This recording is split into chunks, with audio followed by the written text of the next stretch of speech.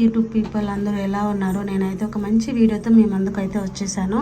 ఆ వీడియో ఏంటని మీకు తమ్మనైల్ చూడంగానే అర్థమైపోయి ఉంటుంది. నా పేరు కళ్యాణి. సో ఈ వీడియో 10 మందికి ఉపయోగపడుతుంది కదా అని చెప్పి వీడియో అయితే ఒక లిస్ట్ రాసుకునేసి మీకైతే నేను షేర్ చేసి ఇస్తున్నాను. డెలివరీ బాయ్గా కానీ డెలివరీ ఏజెంట్గా కానీ పనిచేస్తున్న వాళ్ళకి డబ్బుని ఎలా సేవ్ చేసుకోవాలి అనే దానిపైన ఈ వీడియో స్కిప్ చేయకుండా చూడండి. మీరు ఎలా డబ్బులు సేవ్ చేసుకోవాలనేది ఖచ్చితంగా ఉపయోగపడుతుంది. వీడియో కనుక నచ్చితే లైక్ చేయండి. లైక్ చేయడం వల్ల 10 మందికి వీడియో సజెస్ట్ చేస్తుంది కాబట్టి నా వీడియో కొంచెం ముందుకు వెళ్తుంది. ఓకేనా ఫ్రెండ్స్, ఇప్పుడైతే నేను ఫస్ట్ నుంచి అయితే నేను మీకు అయితే కొన్ని టిప్స్ అయితే చెప్పేస్తాను. నేను మర్చిపోతానేమో అని చెప్పి మొత్తం రాసుకున్నాను ఫ్రెండ్స్. ఓకేనా, డెలివరీ బాయ్గా పనిచేస్తున్నారా? ఈ టిప్స్తో డబ్బు పొదుపు చేయండి. జొమాటో, అమెజాన్, ఫ్లిప్కార్ట్ డెలివరీ బాయ్గా కానీ డెలివరీ ఏజెంట్గా కానీ డబ్బులు ఎలా మీరు అంటే డెలివరీ చేసేస్తారు. మీకు కంపెనీ ఇచ్చే మనీనే కదా వస్తుంది. అలా కాకుండా ఇంకా సైడ్ ఇన్కమ్గా ఇంకా ఎలా మనీ సేవ్ చేసుకోవాలనేది కూడా నేనైతే ఇప్పుడు చెప్పిస్తాను. ఈరోజు మనము డెలివరీ బాయ్ లేదా డెలివరీ ఏజెంట్గా పనిచేస్తున్న వారికి డబ్బు ఎలా పొదుపు చేయాలో మాట్లాడేసుకునేద్దాం. జొమాటో, స్విగ్గీ, అమెజాన్, ఫ్లిప్కార్ట్ లాంటి కంపెనీలలో డెలివరీ బాయ్ చేస్తున్న వారి ఈ టిప్స్ ఫాలో అయితే ఎక్కువ మనీని మిగిల్చుకోవచ్చు. కాబట్టి ఈ వీడియో ఎండ్ వరకు చూడండి. వచ్చి వెహికల్ మెయింటెనెన్స్ పైన శ్రద్ధ తీసుకోవడం, అంటే కేర్ తీసుకోవడం.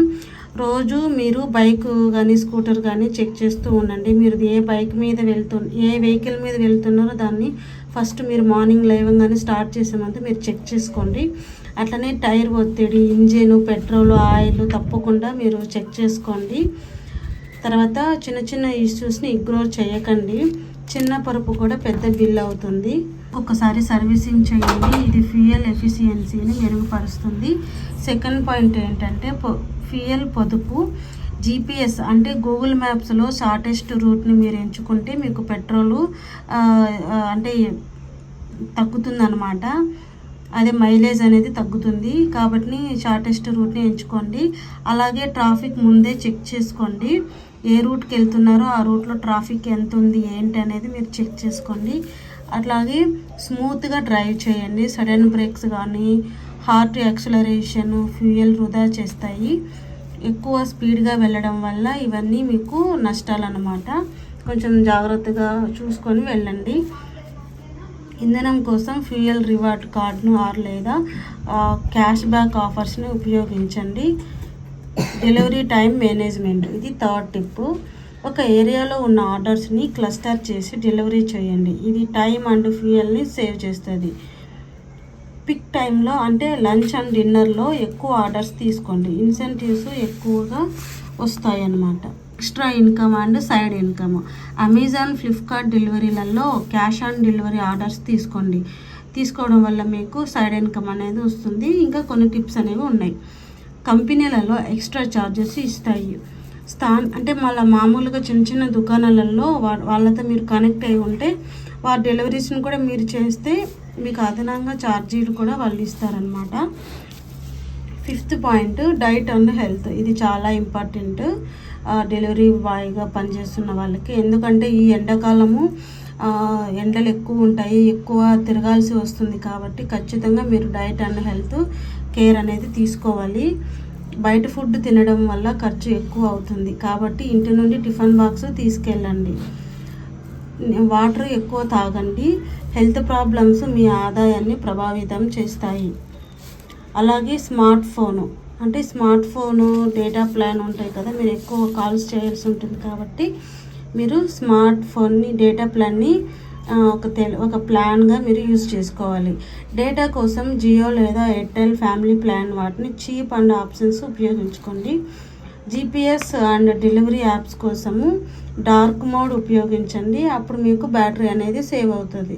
7th టిప్ అన్నమాట, tax and documents. Vehicle insurance, driving licence up to date ఉంచండి. చెక్ చేసుకుంటూ ఉండండి. ఫైన్స్ ద్వారా డబ్బు వృధా కాకూడదు. ట్రాఫిక్ని చూసుకుంటూ వెళ్తే మీకు ఫైన్స్ కూడా ఎక్కువ పడవు.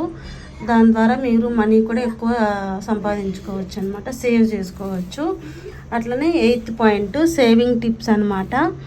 రోజు చివరిలో మీరు 10-20 రూపాయలని సేవ్ చేసుకోండి, లేదా 1000 రూపాయలు కూడా సేవ్ చేసుకోండి నెలకు. అలా చేయడం వల్ల ఇది నెలకు 300 నుంచి 600 అవుతుంది. అలా కాదనుకుంటే మీరు 100 రూపాయలు కూడా సేవ్ చేసుకోవచ్చు రోజుకి. అప్పుడు మీకు నెలకు ఇంత అమౌంట్ అనేది మీకు యాడ్ అవుతుంది. యాడ్ అయిన అమౌంట్ని బ్యాంకులో రికవరింగ్ డిపాజిట్గా చేయండి. అంటే ఆర్డీ అకౌంట్ ఓపెన్ చేయండి. అప్పుడు మీ ఫ్యామిలీకి, మీకు కిడ్స్ ఉన్న పిల్లలు ఉంటారు కదా, వాళ్ళకి ఫ్యూచర్లో ఏదైనా హెల్త్ బాగాలేకపోయినా, స్కూల్ ఫీజెస్ కట్టాలనుకున్నా ఈ ఆర్డీ అకౌంట్ అనేది మీకు చాలా ఉపయోగపడుతుంది. తర్వాత ఈ 8 టిప్స్ మీరు ఉపయోగించండి. ఖచ్చితంగా మీరు మీ ఫ్యామిలీని మీరు మనీ సేవ్ చేసుకోవచ్చు. మరి అంత మిడిల్ క్లాస్ కాకపోయినా ఒక స్థాయికి అనేది మీరు వస్తారనమాట. ఈ టిప్స్ ఫాలో అవ్వండి. ఇక్కడ నేను 10-20 రూపీస్ అని ఎగ్జాంపుల్గా చెప్పాను. మీకు కావాలనుకుంటే 500 కూడా రోజుకి సేవ్ చేసుకోవచ్చు, లేదంటే 100 నుంచి 200 వరకు కూడా వెనక్కి వేసుకోవచ్చు. అప్పుడు నెలకు మీకు ఒక అంచనా మనీ అనేది వస్తుంది కదా, అప్పుడు దాన్ని మీరు డిపాజిట్ చేయొచ్చు. లేదనుకుంటే ఏమన్నా కొన్ని పోస్ట్ ఆఫీస్లలో ఉంటాయి కదా, సో పోస్ట్ ఆఫీస్లలో మీరు నెల కట్టుకోవచ్చు. అది కూడా మనీ సేవ్ అనేది అవుతుంది. మీకు కనుక ఈ వీడియో కనుక ఉపయోగపడితే లైక్ చేయండి ఫ్రెండ్స్. మీకు ఇంకా ఏమైనా టిప్స్ తెలిసినట్లయితే కమెంట్లో షేర్ చేయండి. ఈ వీడియో మీకు ఖచ్చితంగా నచ్చింది అనుకుంటే లైక్ చేయండి, సబ్స్క్రైబ్ చేసుకోండి. Thanks for watching. ఇట్లు మీ కళ్యాణి. బాయ్.